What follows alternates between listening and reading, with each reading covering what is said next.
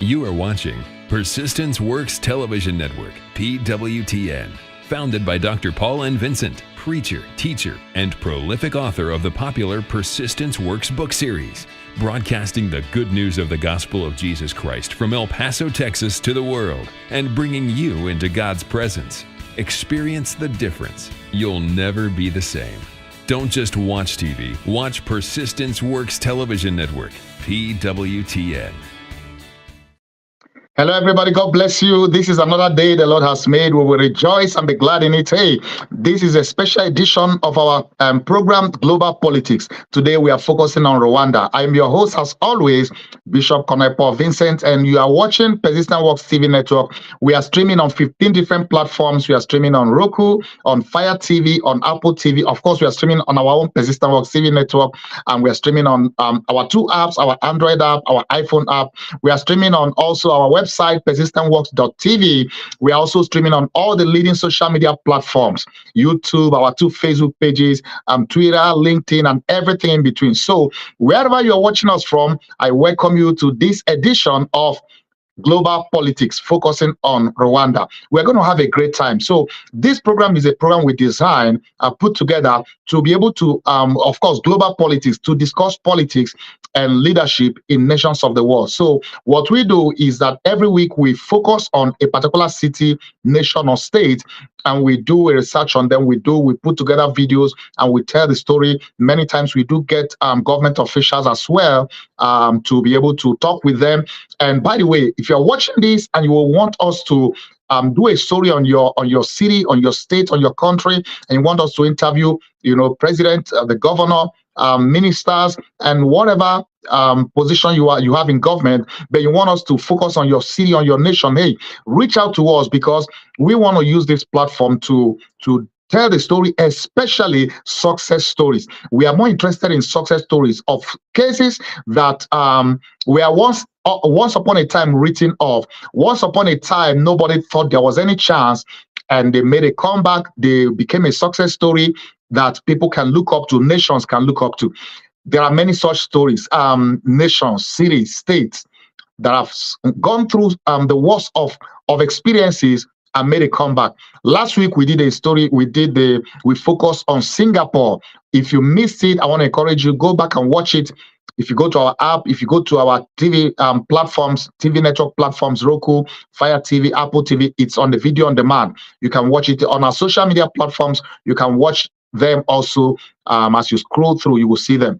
Now, today, we want to talk about Rwanda. So Rwanda is one of those success stories today.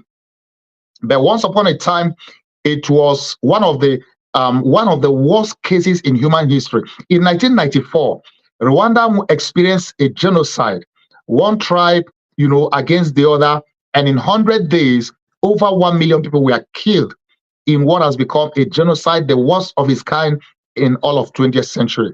And you would think that a nation that went through that kind of experience and war and all of that, you would think that there will be no hope for them. But today, Rwanda has made a comeback, despite all the pain, wars, killing, genocide, and everything that they went through as a nation. They've been able to make a comeback. Today is one of the success stories. And I'm not just going to tell the story. We've put together some videos to tell the story. But one of the things that I want to remind us or call our attention to is this. When you see a nation that has come through the worst of experiences, that has come through failure, that has come through setback, even wars, that is because, as I always said, there is a leadership. The leadership is always, everything rises and falls on leadership. The leadership is always to take the credit when something good happens. Likewise, leadership takes the discredit, so to speak, whenever things go wrong. So it does seem as the leadership of Paul Kagame has provided, even though he's one of those leaders that have been there for a long time, and some of us, we wish that leaders would just get out every 4 years or every 5 years or 7 years. But you see, many times you need to factor in a lot of things. There are situations in countries, what works for one country may not work for the other. So most times countries need to figure out and factor in what works best for them. While it's always best to, go let somebody else come in, but most times you also see that there are cases where people kind of like prefer to have the leader because it's a democratic case and he was elected. Now, the popularity of the leader is one thing. If whether the election is rigged is another thing. But if it's a clear case of the people want the leader because of what is done and the constitution allows it, or there have been whatever changes or so in the constitution to allow for a continuation of in office, that his stay becomes legitimate, then that is what the people want. As one African leader once said, he said, ours is a homegrown democracy. So there isn't any one democracy is not kind of like one style or pattern fits all. Nations often have to figure what works for them. So be that as it may, but the thing is that looking at history, and we're not saying that he's been perfect or everything he's done is right, but given the circumstances in which he even came to power, and also once a military leader, and in fact, he himself went into exile as a kid. His parents took him into exile to Uganda as a kid. And for many years, he even joined the military in Uganda, even rose in the ranks, and yet he's not from Rwanda, he's not from Uganda. And of course, many years later, he came back. Now, we're going to tell all of that story. But the truth is that it takes leadership for a country to come out of the brinks to begin to record some of the best figures that even the World Bank, the UN, and other world bodies even not only recognize, now wanting to do business with both their GDP, both the every index that you use to measure progress or success as a developing nation, and to see that, okay, they have made so much progress. It takes leadership. And that is one of the things we focus on in this program. We want to challenge leaders, especially African countries. Actually, Rwanda has been regarded as one of the best African nations, one of the best success stories so far, which is why we are doing a story on Rwanda. So I'm going to get more into it and talk more about it, but I want to give you a kind of picture, a full picture of what the case was like in Rwanda, what they've been through, what they've come through, and what it is like today. And we'll give you, an objective perspective in these videos we put together. So don't go away. You're watching Persistent Works TV network, and we are streaming on 15 different platforms on our Roku channel, on Fire TV, Apple TV, on our two apps, our Android app, our iPhone app. We're also streaming on our website, persistentworks.tv. And also, we are streaming on all the leading social media platforms on Facebook, YouTube, Twitter. So wherever you're watching from, and hey, if you're in Uganda watching this, help us share this, help us get the word out. Let more people watch this and be blessed and be inspired. And leaders, political leaders especially, we want to use this to encourage and to challenge you to provide quality leadership, the kind of leadership that will bring a turnaround to your country, so that other part of the world can be proud to say, wow, look at that turnaround. So today we are focusing on Rwanda, and I want to play you this video that we've put together. Watch it, and I'll be back for us to continue with this discussion about Rwanda as a nation and what they've accomplished, what they've been through, the worst of cases, including the genocide that saw over 1 million dead, and also what they've become today and what prospects they have as a nation. So don't go away. Watching Persistence Works Television Network, PWTN. In 1994, Rwanda was in the midst of one of the worst genocides in African history. In 100 days, 800,000 Tutsis and moderate Hutu people had perished in a government-planned extermination. With millions more fleeing from the violence, Rwanda had lost 30% of its entire population. Life expectancy in the country was just 21.9 years. Its already small economy stopped functioning, infrastructure was completely destroyed, and any semblance of a social fabric ceased to exist. Rwanda was a failed state by every conceivable definition. It had become the closest you can get to hell on earth. Today, however, a startling border exists to the north of Lake Kivu. On one side, there are slums chaotically strewn about. Almost no homes have running water or access to electricity. Violent crime and poverty are and have been endemic. For decades, armed rebel groups constantly threaten the livelihoods of those that live there. To get into the country, you'll be forced to pay a bribe, and you'll have to pay even more to leave. Yet just a few meters to the east, across the border, it's almost as if you're on a different planet. Not all streets are tarmacked, but they are astoundingly clean. Drivers follow the speed limit, and police officers never ask for bribes. Economic opportunities permeate the city, and it shows in their neatly built, sturdy homes. Healthcare is cheap and universal, and the homicide rate is even lower than in the United States. But what may surprise you is that this side is Rwanda. Despite what happened in 1994, despite it lacking substantial natural resources, and despite it being the most land-scarce nation on the continent, what has happened in Rwanda in the last 30 years is nothing short of a miracle. By almost every metric, from life expectancy, infant mortality, GDP per capita, violent crime, poverty rates, educational enrollment, and more have substantially improved, while almost all other nations in the region have stagnated or even worsened. But how has Rwanda become so much better off in such a short period of time? And is Rwanda's ongoing economic miracle just too good to be true? It's speculated that in the 1500s, the Tutsi people migrated from the Horn of Africa. These Tutsi, along with their cattle, which was the primary source of wealth in the region, slowly came to militarily and economically dominate the area. By the 1700s, the Tutsi, who only made up about 15% of the population, had established a highly militarized and centralized kingdom, and the vast percentage of wealth, power, and resources started to accumulate to the minority Tutsi population. Eventually, the kingdom was colonized by first the Germans and then the Belgians after the First World War. Seeing as directly ruling over a colony in the heart of Africa was expensive, the Belgians decided to ally themselves with the existing Tutsi-dominated power structure. The Tutsis would retain their privileged position in society in return for funneling resources from the Hutu to the Belgians. Along with forcing the population to carry identification cards marked Hutu, Tutsi, or Twa, the Belgians had exacerbated the power gap between the groups, and this led to a rapidly growing resentment against the privileged Tutsis. The Hutus, by contrast, were relegated to heavy taxes and forced unpaid labor.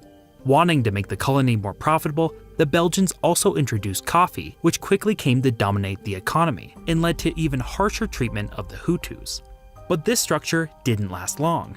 Out of fear that the Hutus, with their vastly superior numbers, would eventually rise up in rebellion, the Belgians started a transition toward favoring the majority Hutu. This transition, along with the death and possible assassination of the king and centuries of oppression at the hands of the Tutsi, allowed for a massive rise in anti-Tutsi violence.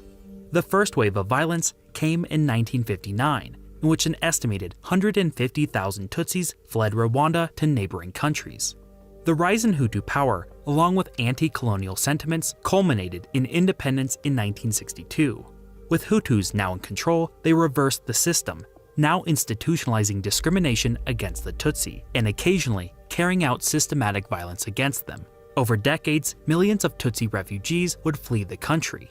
Despite this, Rwanda would experience sustained economic growth due to generous amounts of external aid, favorable trade deals, and most importantly, a large rise in international coffee prices. With this economic growth came rapid population growth. Rwanda was already the most densely populated African nation, and therefore land became ever more scarce, which was a major problem since most of the population only ate what they grew on their individual plots of land. And like most nations that become too reliant on a single export, the plunge in coffee prices in the late 80s sent shockwaves across the Rwandan economy. To make matters even worse, Rwanda's agricultural land was starting to show signs of heavy deterioration due to excess cultivation. If that was not enough, a significant drought occurred in 1988 and 1989.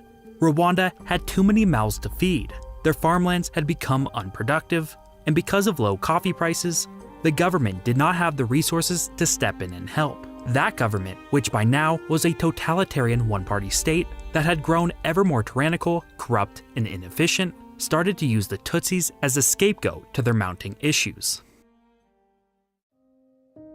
One of Paul Kagame's earliest memories was him and his family narrowly escaping death during one of the outbreaks of violence against the Tutsis. They would successfully flee Rwanda, living amongst hundreds of thousands of other refugees in southern Uganda. While there, Kagame rose the ranks of the military, eventually becoming a senior officer before helping to overthrow the Ugandan government in a military coup. He would go on to join and eventually lead the Rwandan Patriotic Front, or RPF, which was a militant global network of Tutsi refugees who had the goal of returning back to their country. The RPF was a streamlined, highly competent, and experienced fighting force.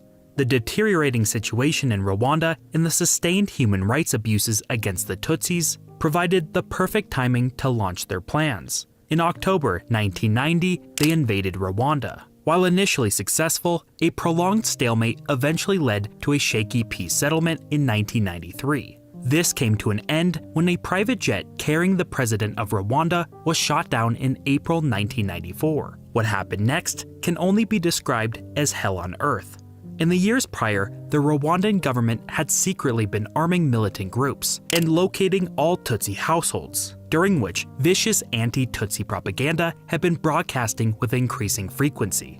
The government had been planning for an extermination of the Tutsi population, and the downing of the president's plane was the catalyst for it to commence.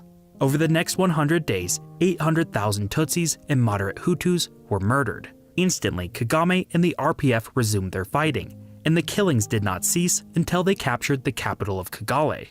When the RPF took control of Rwanda, it was hardly a nation. 77% of all Tutsis were gone, the rest were forever traumatized. Millions of Hutus fled in fear the RPF would take revenge. In sum total, Rwanda had lost approximately a third of its entire population. Nearly all infrastructure was destroyed. The economy was barely producing much of anything. On the April 6th, 1994, they all woke up to a loud sound, only to discover that the plane which the president was on was shot down. The experts concluded that the missile was fired by extremist Hutus. Anarchy took over the system. The Hutus were killing the Tutsis. Home of 250,000 people. And in over 100 days, over 1 million people lost their lives right here in Rwanda. I mean, look at this.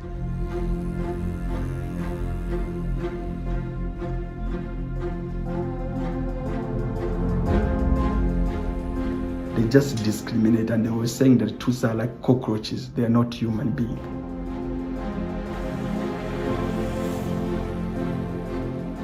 The Belgians used the Tutsis to run the country. Then when they left the power to the Hutus. And of course, the Hutus took revenge on the elite Tutsis for years of repression. This used to be our national ID or identity card. It used to show you your names, where you are coming from, stuff like that. This time we didn't have this. We used to be Rwandans.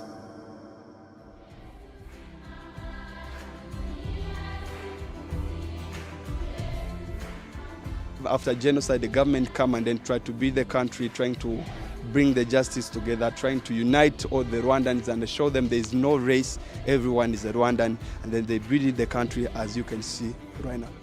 26 years after the genocide, Kigali has worked so hard to reinvent itself. Over 100 hotels, including the big names like the Marriott, the Radisson Blu, and the Hilton, but arguably the best known is the Hotel de Mille Collines.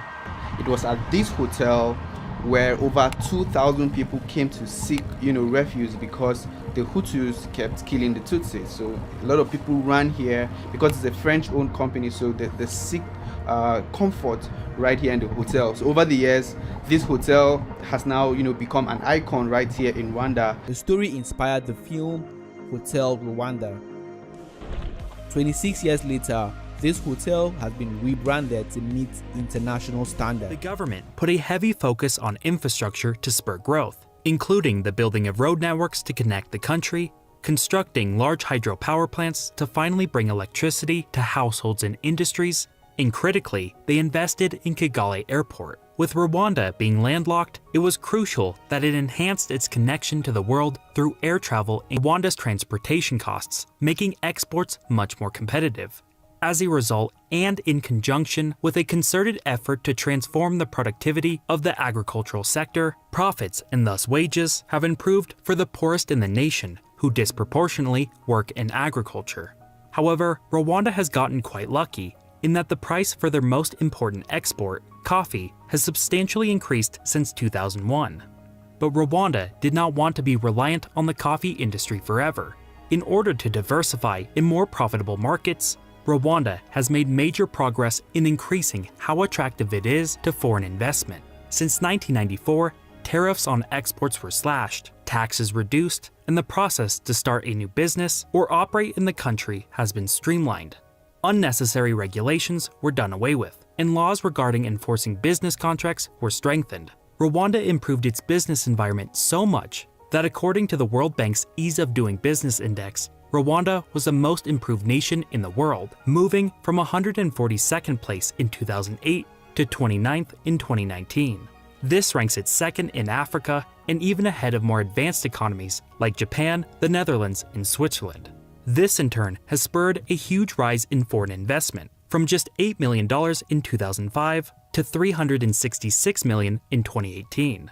This foreign investment, combined with Rwanda becoming much safer, contributed to a substantial increase in growth in all sectors, but specifically in tourism, which today has become the primary source of foreign capital. The revenue generated from tourism has increased from $27 million in 2000 to $635 million in 2019. The service sector, which includes tourism, along with banking, retail, hotels, transportation, communication, and other basic services, has been the fastest growing sector, helping to diversify the economy and bring higher paying jobs. Yet one of the most debated pieces of Rwanda's economic development has been the establishment of state-owned enterprise. Crystal Ventures, the RPF's holding company, has a huge hold on the economy. They have investments from telecommunications, milk processing, road building, fancy coffee shops, and luxury estate. Horizon is another large holding company that is controlled by the Ministry of Defense that works in logistics and construction. Proponents argue these companies help to funnel resources into longer-term projects, acting as an icebreaker to markets that the private sector and foreign investors shy away from. This included the successful establishment of a mobile phone network in 1998 that many thought was impossible. However, critics argue these companies get preferential government contracts that prop up loss-making ventures and inefficiencies. But the real problem is the intersection of commercial and political power in finding the right time to allow the private sector to take over. These large conglomerates have been useful in making business where no business was to be found. However, it appears they are increasingly becoming obsolete, economically inefficient, and potentially politically dangerous in the future. Nevertheless, they have been important to Rwanda's development thus far. The focus on increasing human capital, investing in infrastructure, and making Rwanda an attractive destination for foreign capital has resulted in some astounding results. Since 2000, Rwanda has averaged a GDP growth of over 8%, representing a five-fold increase in total economic output, making it one of the fastest-growing economies in the world. The average Rwandan is much healthier, richer, and educated than ever before. The nation is no longer food insecure, and citizens no longer need to worry about violence and crime. But it's not all perfect. Despite its growth, Rwanda is still a poor nation. Rwanda is often referred to as the land on 1,000 hills. It's a landlocked country in East Africa. The western part of the country is dominated by mountains, and the eastern is being defined by forests, savannas, plains, and swamps. Lake Kivu makes up a significant part of Rwanda's western borders. The roads are really small and curvy. Traveling through Rwanda, you would never run out of views. I was stunned on how a country can be this beautiful. Nice weather prevails, making the country a pleasant spot to call home.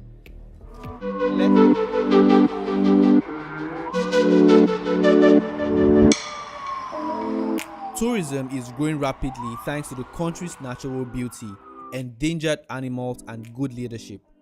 The government of Rwanda is investing so much in its tourism sector and creating a massive buzz with its Visit Rwanda campaign. Today, tourism in Rwanda is the largest foreign exchange earner and has generated over 90,000 jobs so far. The Arsenal Football Club partnership is one of the many ways the government of Rwanda is positioning the destination into the hearts and minds of prospective visitors. A deal costing them more than $41.4 million US. One of the most interesting and popular attractions in the Nyungwe forest is the Nyungwe Canopy Walk. There are many islands scattered across Lake Kivu, One I found very interesting is named Napoleon Island because it is shaped in the form of Napoleon Hill's heart. In less than a lifetime, Rwanda has gone from an impoverished state riven with violence to one of Africa's safest and most prosperous economies. Its streets are clean, violent crime is down, business is booming, and the GDP has grown 15-fold since 1994. Exports have increased by roughly 70%, and the trade deficit has dropped by nearly a third. Official data also shows that the number of tourists has doubled, and the country has played host to several high-profile global summits and marquee events. Now, Rwanda's leadership intends to usher in an economic revolution by mimicking Singapore's success. Good times are ahead.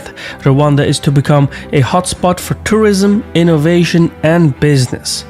Yet, not everything is as it seems. Questions remain about the country's fundamentals.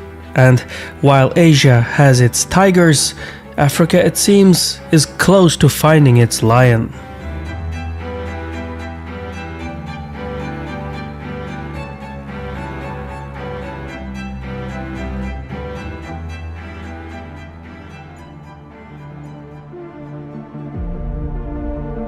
Known as the land of 1,000 hills, Rwanda is a tiny, landlocked state in East Africa, roughly the size of Albania. Wedged between Uganda, Tanzania, Burundi, and the Democratic Republic of Congo, its subtropical highland climate protected it from the ravages of malaria, the tsetse fly, and historically European colonization. Over time, it developed into an agrarian, semi-feudal kingdom where economic and social status centered around cattle ownership. Those with cattle, loosely known as the Tutsi, could lend their draft animals in exchange for service. But those without cattle, known as the Hutu, had to work the land for subsistence. Ergo, the divisions within the Rwandan society were already in place when the Europeans showed up. Belgium, as a result, had no trouble engineering divide and rule. Ethnic Tutsis were integrated into the colonial apparatus. Collaborators enjoyed rewards, including status, wealth, and education. In turn, colonial administrators extracted taxes, raw materials, and cheap labor, primarily from the ethnic Hutu underclass. This not-so-subtle disconnection led to a radical Hutu consciousness that persisted following independence in 1962.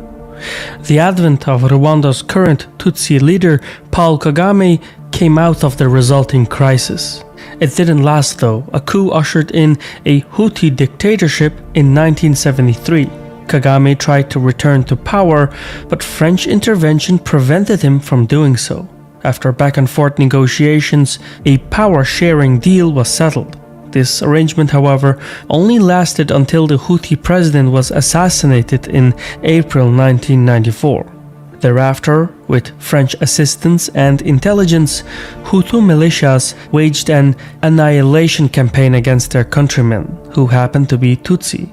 In just 3 months, roughly 1/10 of Rwanda's population, mostly with machetes, rifles, and blunt instruments, Kagame was able to stop the onslaught by staging yet another intervention. And after becoming Rwanda's effective leader, he was tasked with rebuilding a shattered nation and repairing ethnic divisions. Yet the path forward was not immediately obvious. Unusually for Africa, Rwanda has scant mineral wealth. Thus, economic reform required extensive planning to move away from agricultural dependence. To this end, in the year 2000, the government established Vision 2020, a 2-decade economic development strategy that sought the effective distribution of scarce resources and the cultivation of favorable investment climate. Chiefly, the plan sought to establish an effective rule of law. This would eliminate graft and corruption, introduce regulatory coherence, and minimize political unpredictability and risk. The policy seemingly paid off. Since 1994, Rwanda has experienced steady economic growth, with its GDP climbing from $753 million to $11 billion, with a comparable rise in per capita figures. Corruption is also remarkably low by African standards, and the homicide rate is half that of the United States. Meanwhile, according to government statistics, nearly 1 million Rwandans have been lifted from poverty. These metrics show incredible progress for a nation just one generation removed from a brutal mass killing. But Rwanda isn't done yet. Kagame's government has big plans ahead. In laying the ideological groundwork for Rwanda's development, officials have drawn extensively from the case of Singapore under the leadership of Lee Kuan Yew. This includes leveraging capital inflows and GDP growth to improve infrastructures, healthcare, education, and utilities. In theory, this generates a feedback loop, drawing in more investment. The economy is also boosted by foreign aid to the tune of $1.3 billion annually, accounting for 2/5 of the country's budget. As such, Rwanda scores well on measures that track business friendliness, including registering businesses and assets, gaining construction permits, access to electricity, contract enforcement, credit availability, and insolvency resolution procedures. In addition to infrastructure and utilities, Kagame wants to steer foreign investments into the technology sector. The plan is to move away from subsistence agriculture and move towards advanced, ecologically sustainable farming to raise export revenue. Other developments are afoot in informatics, communication technologies, artificial intelligence, and data collection. For instance, Rwanda has joined with Japan's space agency to launch meteorological satellites and has used drone technology to deliver blood samples to rural communities. Most important for national prestige, though, is the modernization and expansion of the national carrier Rwanda Air, a policy that mimics the success of Singapore Airlines. Rwanda's copy and paste policy tends to emphasize looks over substance. But in politics, the image one projects is the image others perceive. For example, the cleanliness and safety of Rwanda's capital, Kigali, has allowed it to draw marquee events like the FIFA Congress and the Commonwealth Summit. These PR events have not only kept Rwanda in the news for positive reasons, but they have also helped to overcome its checkered reputation that is bequeathed by history. But there is more substance than meets the eye. Singapore is not Kagame's only influence. Following China's lead, Rwanda established special economic zones in its capital, with some key investors being Chinese firms. Clothes, sanitary products, and intermediate goods are now being produced on the Rwandan soil. Meanwhile, Rwandan farmers are gaining access to yield-boosting technologies. In essence, Beijing is sounding out Kigali as a possible trade and logistics hub for its African commerce. But though the development of the local industry is welcome, some Rwandans are upset that not enough opportunities are being thrown their way. The actual level of dissent is hard to assess, however. Despite its economic gains, or perhaps as a precondition for them, Rwanda has minimal political opposition. The last election in 2017 showed a 99% approval for the ruling leader. The legislature acts as an effective rubber stamp, and civil liberties are sharply undermined, so much so that the constitution was actually amended in 2015 to allow Kagame to bypass term limits. Still, despite his democratic shortcomings, Kagame has done a remarkable job in improving the country all around. And while his approval rate may not reach the official numbers, it no doubt exists to a substantial degree. And so long as the world wants to be misled, it will find politicians willing to oblige. Even so, while Kagame has learned lessons from Singapore, there are clear geographic differences that complicate direct comparisons. For starters, Rwanda is landlocked, while Singapore is an island. The latter's port facilities and location within the Malacca Strait make it a natural hub for the world commerce. Rwanda, by contrast, is subject to transport costs emanating from its inland position and highland geography.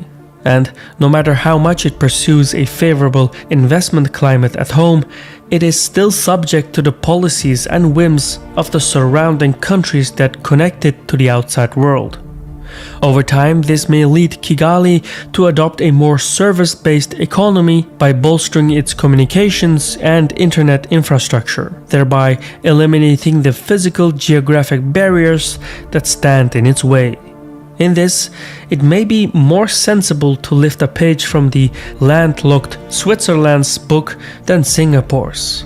But regardless of which success story to follow, Rwanda faces a second complication, one that is literally beyond its control. All trade and investment hubs are somewhat parasitic on the surrounding economies. Singapore can draw sustenance from the surrounding Asian giants, just as Switzerland can from Europe. Rwanda, by contrast, is surrounded by landlocked, unstable, and underdeveloped states. It's hard to do business in such an environment, even if your own house is in order. The final issue in Rwanda's roadmap to prosperity lies in the numbers, specifically believing the official statistics. The methods and classification techniques used to measure progress in the country have shifted dramatically during the presidency of Kagame, so it stands to reason that the official numbers are no more honest than the political polls. Minimal data from outside agencies exist, and that which does paint a mixed picture. For instance, the United Nations Development Programme rates Rwanda's living standards below average for sub-Saharan Africa. Meanwhile, the World Bank claims 2/5 of Rwandans are still in poverty. So, whatever one thinks of Kagame's leadership, few would dispute that further improvements are necessary. All things considered, Rwanda's economic turnaround has seen clear progress, but the path forward is not entirely clear, and the Singapore model, while useful, is no blueprint for a landlocked state like Rwanda. Much will depend on the leadership of Paul Kagame and how well his authority endures as his country's profile increases. For now, though, Kagame's leadership is secure, as his stature shields him from criticism, because image is everything in politics. Rwanda's economic miracle has come at a risk. Since 2000, Kagame has ruled the nation with an iron fist. While this style of governing was a necessity to bring Rwanda back from ruins, today it appears to be risking its very future. There is still ethnic tension, which may be building up to dangerous levels due to the government's efforts to stifle free speech and political freedom. Over the last 20 years, Rwandans have put up with the lack of political freedom because the government has provided security and rapid development. Should this fail to continue, the nation could erupt into violence once again. While Rwanda appears poised to be a middle-income country in 2035 and possibly even a rich country in 2050, its real test will come when it eventually experiences life after Kagame. The totalitarian nature of the government could easily be used to enrich the elite at the expense of the people. Should someone less benevolent come into power, this surely will be the result. Rwanda's government should seek to pivot toward a style of governance like Botswana, which I have a video on, because democracy will ensure continued political stability. Yet this appears unlikely, because the Tutsis in charge are terrified of relinquishing power. Nevertheless, for the current moment, Rwanda appears to be one of the few African success stories. You are watching Persistence Works Television Network, PWTN. You are watching Global Politics Focus on Rwanda. So I hope you did enjoy and learn a lot of things from the video we put together. You are watching Global Politics Focus on Rwanda here on Persistent Works TV Network. We are streaming on 15 different platforms on our PWTN platform, which is our Persistent Works TV network. We are streaming on Roku, on Fire TV, on Apple TV. We are streaming on our two apps, our Android app, our iPhone app. We are streaming on our website, persistentworks.tv. We are also streaming on our Android app, iPhone app, and all the leading social media platforms. So wherever you're watching us from, especially if you're watching us from Rwanda, I'm hoping that you are enjoying this. Back to our discussion. You see, we put together the video because I wanted to throw light on for those people, especially out there watching this. You have no idea where Rwanda is. You have no idea which nation it is and what they've been through. I would say it takes a miracle to go from genocide, where over 1 million people were slaughtered, were killed in the most brutal, forms, and the nation was torn apart by wars and all of that. To go from there to become one of the leading nations in Africa and, of course, in the world, fastest growing nation, the economy, the GDP, by every metrics you use to measure a successful country, Rwanda have become just that, to the point that it has attracted so much foreign investment, visitors, tourists. Tourists wouldn't go to a place there is no security, there's no, guarantee for safety of lives and properties. So we will say Rwanda has done a great job. The leadership of Paul Kagame has done a great job.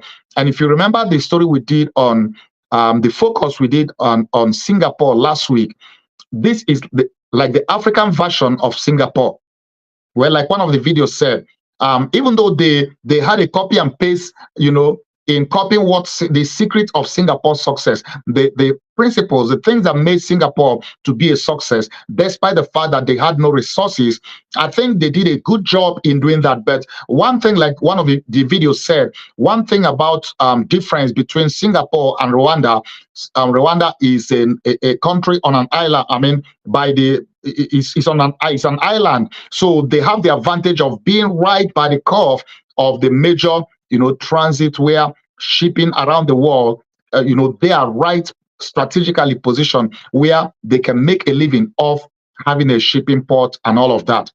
And that has worked to the advantage. On the other hand, Rwanda is a landlocked country. So all the nations surrounding it, in most cases, have been unstable. And in other cases, their policies may not have been as successful as they are. So they, to a great extent, we have to learn to grow or develop their economy to be a bit different, away from the exact way Singapore had it. But the other example that they could follow, which one of the video pointed out, is Switzerland. And one of these days, we are also going to do a video on Switzerland, and we're going to focus on Switzerland. I've been there. I was in Switzerland, I think, in 2019, and Switzerland is another very beautiful country, and also have come a long way, but they are landlocked. You see, what I love is when nations turn what should have been a disadvantage. For instance, you have no natural resource like Singapore, like Rwanda. You have a lot of things against you, yet leadership, a good leadership will turn around those. So you don't give excuse as to what you don't have for the reason of as a reason to fail.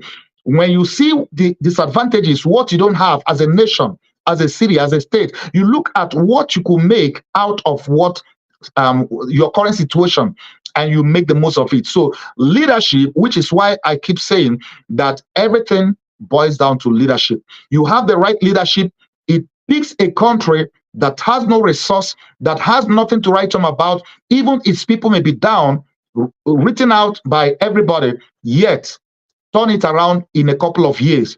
But without the right leadership, even though you have the best of natural resources, like many countries with some great natural resources have been so plagued by, failures, economic failures, and violence, and all kind of issues because of leadership. And many times also, those leadership have to be selfless. They have to consider what is best for the country. When you're putting in place policies as a leader, as government officials, as politicians, you see, and I don't always like to call politicians leaders, because many politicians are not just leaders. But in case where a politician is a leader, now leaders always want to put in place policies that will be best for their people, that will benefit the nation, not their own interests. But many times we see a case where many developing countries, especially in Africa, many of their leaders always factor in what benefits them and their cronies and their friends, and whatever policy they put in place, whatever they try to do, the nation's interest is always at the backyard. It's not on the forefront. But a good leader will factor in what works best for your nation. What is it? What policy do I put in place, or do we put in place, that will help this nation move forward? Like I talk about visionary leadership, and the story of Rwanda is a case of visionary leadership. Why? How do you move a country from surviving genocide, surviving war, and be able to 20 years down the road make it a destination where everybody around the world wants to visit? How is that possible? Visionary leadership. Because when the leadership is visionary, you are able to plan, project, strategically plan and project, and have the political will to execute the plan on paper. Many African countries, often the problem is not just to plan. And I know some cases and some African countries, I wouldn't want to mention names, but I know some African countries, they are good on the paper, on the policy, they plan it. You look at it, you say, wow, this is great. But check 10, 20, 25 years later, there was no political will to implement what's on paper. There are many things that they have on paper in those nations, yet they didn't have the political will to execute, to implement it. Why? Because somebody in power feels, oh, this won't favor me, or this won't favor my tribe, or this won't favor my people. And so, they only want to do what favors them while they are in office, or maybe they are thinking about the next election. Oh, if I put this in place, this policy in place, I may not win the next election. It won't favor me in the next election. And they want to just, recycle themselves, return back to power. But one of the best ways to leave a legacy is what you do in office that benefits the state, the people, the masses, not just for your own interest. Because legacy, history will be kind to leaders who, even with all the imperfections, you could see that they have put in place policies, they have led, they have provided visionary leadership and moved the nation to enviable height. And I believe the leadership of Paul Kagame, with all the whatever flaws, whatever mistake you may think he has made, and I'm not a fan of many African leaders, especially when you talk of sit-tight leaders who maybe wants to remain there forever. But in this case, whereby he's been able to, lead the country to this point of success, I will give credit to him, and I will say, yeah, this is one of the best success stories that we've had, Africa has had. And one piece of advice I will also want to give to the leadership of the country, Paul Kagame. Now, I don't know when the next tenure will be up, and I don't know if he plans to run for another election, but my advice, my suggestion will be, hey, follow the example of Nelson Mandela.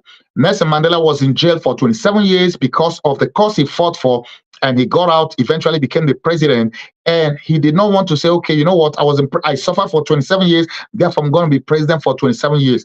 He didn't. He left the stage. There's an English saying that a good actor leaves the stage when the ovation is loudest. So as African leaders, when you are at the peak of your performance, when everybody is saying, oh, it's great, the economy is great, the GDP, everything is going well, your policies have worked out well, that is the best time to leave.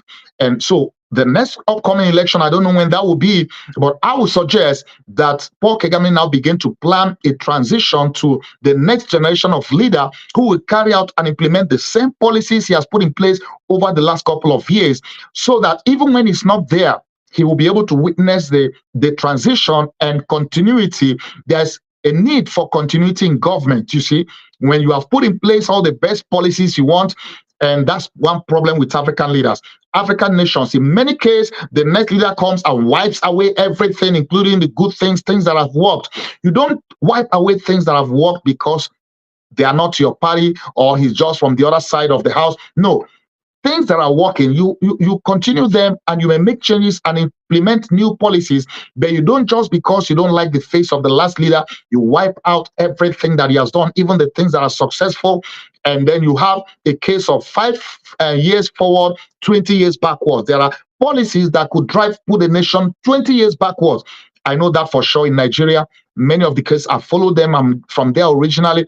Many of the policies of some previous administrations, a new one comes up and wipes out those ones and start again. And all of a sudden they discover, oh, this was working. We shouldn't have done away with it. But the damage has been done.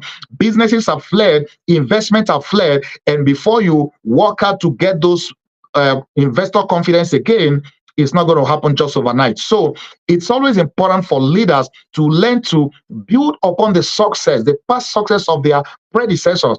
And also, it's also good for leaders to, even when you are succeeding, even when everything seems to be going well as it is now, to begin to plan your transition so that you are able to leave a memory where people say, he came, he saw, he conquered, and he was able to transition out, so that you don't end up like a case of some African leaders, I wouldn't want to mention name, that once upon a time we are successful, we are relevant, we are great. But listen, they were there forever. They overstayed their welcome to the point where they have now become, bad news, so to speak, both locally and internationally. And that is a bad case. Africa shouldn't be repeating cases of Zimbabwe under Mugabe, cases of Cameroon under Paul Biya, because these are leaders who, even though once upon a time maybe they did great, but then they want to be there forever. But listen, nobody is going to be king or president forever. Only God is the King of kings, King of the ages, forever and ever. No matter how much you want to remain in power, no matter how great you are doing, someday you will leave. So to plan that transition when the ovation is still loudest is the wise thing to do. So that would be my piece of advice to Paul Kagame, considering the success so far, to begin to plan a transition so that he doesn't have to try to be there forever, but to witness and to see the transition to the next generation of those leaders who will continue, visionary leaders who will continue from where he stopped. But so far, we want to give credit to the leadership, the visionary leadership of Paul Kagame, and also the entire administration there in Rwanda, because it's not something that you find all the time, that a nation goes through what they've gone through and have become one of the best success stories. So that is it for now. I want to use this to also challenge other African leaders and other leaders in Asia, wherever you're watching us, including in North America, in Europe. Many times we can learn examples of success stories. And this is one of those success stories we need to learn from. Leaders need to learn from.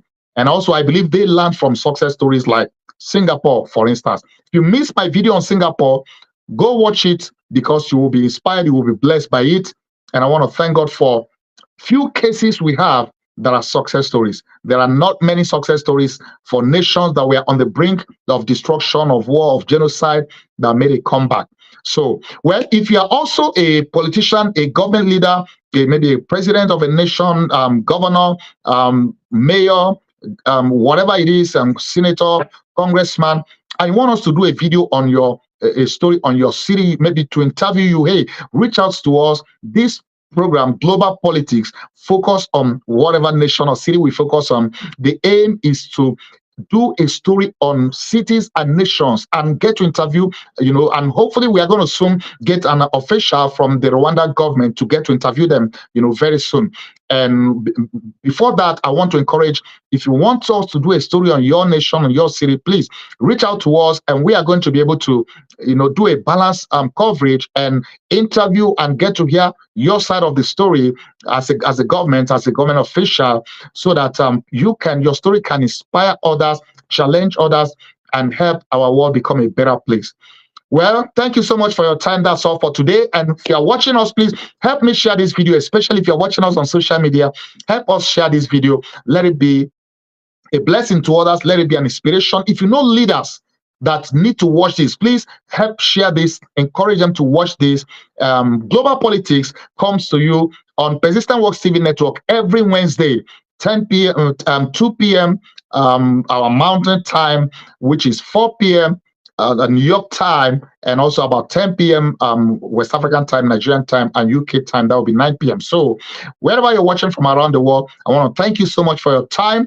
And we'll be coming your way again next week with another edition of another interesting country we want to explore. We want to look at the secret of their success, their challenges, and also to interview and talk with the government officials. Let me also remind you to join me every day, Monday to Friday. Our Persistent Works online prayer, our 1 hour prophetic online prayer, powerful prophetic online prayer. We do have teachings as well, teaching from the Word of God. Join me every day, Monday to Friday, on Persistent Works TV Network. We stream on all the leading social media platforms: Facebook, YouTube, Twitter, LinkedIn, everything. Where Twitter is now X. And also we stream on our Persistent Works TV Network platform on Roku, on Fire TV, on Apple TV. So I want to thank you so much for that. Join me every week on Tuesday as I discuss my books, Persistent Works book series. We talk about each book every week. I have 20 inspirational books. 5 more are coming later, within the next 1 year. So watch out for it. And on Wednesday, we have global politics. On Thursday, every Thursday, I do interview guests, successful businessmen, men of God, people who have accomplished a lot. And we talk with them, glean from them to learn the secret of their success and how they came this far. And you want to glean from their wisdom, their experience. So join me every Thursday for Persistent Works Moment. And every Friday, we celebrate our birthday. So, hey, if you have your birthday coming up and you want us to help celebrate your birthday here on Persistent Works TV Network, reach out to us. We want to celebrate your birthday. We have 3 different packages you can choose from. So when you celebrate, you can have some American VIP celebrities sing and sing your celebrate and wish you happy birthday. We will have a TV interview with you here on our TV network to talk about your journey of life, your birthday, things you've accomplished, your plans, and all that. And also, we'll do a flyer celebrating and announcing your interview on our network. So reach out to us. We want to celebrate your birthday on your birthday. It's your birthday on Persistent Works TV Network. That's every Friday. Wow, praise God. So, well, that's it for today. Until I come your way again, you've been watching Global Politics, Focus on Rwanda. And hey, if you're watching us from Rwanda, hey, let us have a feedback. Let's know how you enjoy this broadcast. And if you're watching us anywhere around Africa, especially, or around the world, let's know how this program bless you, how you were inspired, encouraged, and what have you. And if you also have suggestions of countries you want us to do to focus on, let's know as well. Well, that is it for now. So thank you so much once again for your time.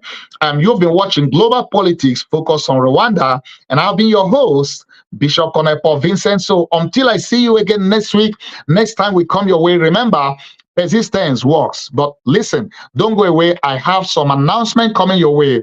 We hope you've been blessed by today's TV broadcast. Join us again for our next TV broadcast. If you have a testimony of how you've been blessed, please let us know. Send us an email at persistenceworkstv@yahoo.com. Please support our TV network with your donation to help us reach the nations with the gospel. You can give through PayPal, Zelle, Cash App, or online at www.persistenceworks.tv. You can make your checks payable to Vincent Paul Ministries International at 11829 Gwen Evans Lane, El Paso, Texas 79936, USA.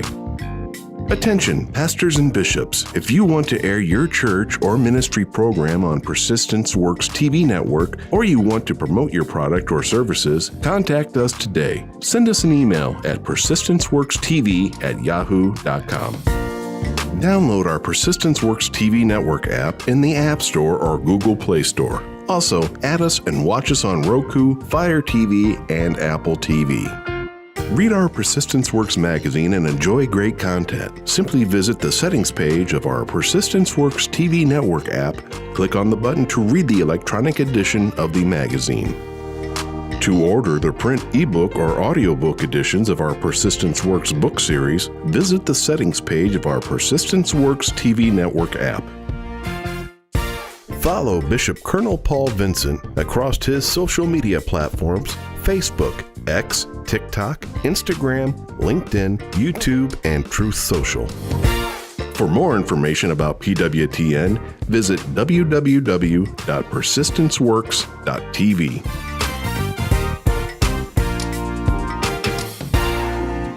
Inspiration and motivation to reach your dreams in life? Are you trying to overcome discouragement? Do you desire a deeper spiritual walk with God? Do you question your destiny? Then the Persistence Works book series by the prolific author and international speaker Dr. Vincent N. Paul is written for you and is now available in paperback, audiobook, and ebook. Order today by calling 866-909-2665 or go online, persistenceworks.com. If you need that salvation, if you need that forgiveness, you can receive it tonight. Shout hallelujah. The anointing breaks the yoke. Hear Dr. Paul N. Vincent preach the anointed word of God that changes lives and brings salvation, healing, and deliverance. Invite him to minister in your church, conference, or crusade. Also read his life-changing books in the Persistent Works series. For more information about inviting Dr. Vincent to minister or to order his books, visit VincentPaulMinistriesInternational.com. Dr. Paul N. Vincent, internationally known author and preacher, invites you to his annual Persistence Works Holy Land Tour in October and April. These memorable trips throughout Israel include visiting historical sites in Jerusalem, Nazareth, and Bethlehem, as well as the Sea of Galilee, the Jordan River, and many more. Your travel package includes round-trip airfare from Houston, Texas, and Lagos, Nigeria to Tel Aviv, first-class hotels, 2 meals a day, air-conditioned buses, and Israeli Ministry of Tourism approved English-speaking guides. For more and to register, visit VincentPaulTours.com today. For more information about PWTN, visit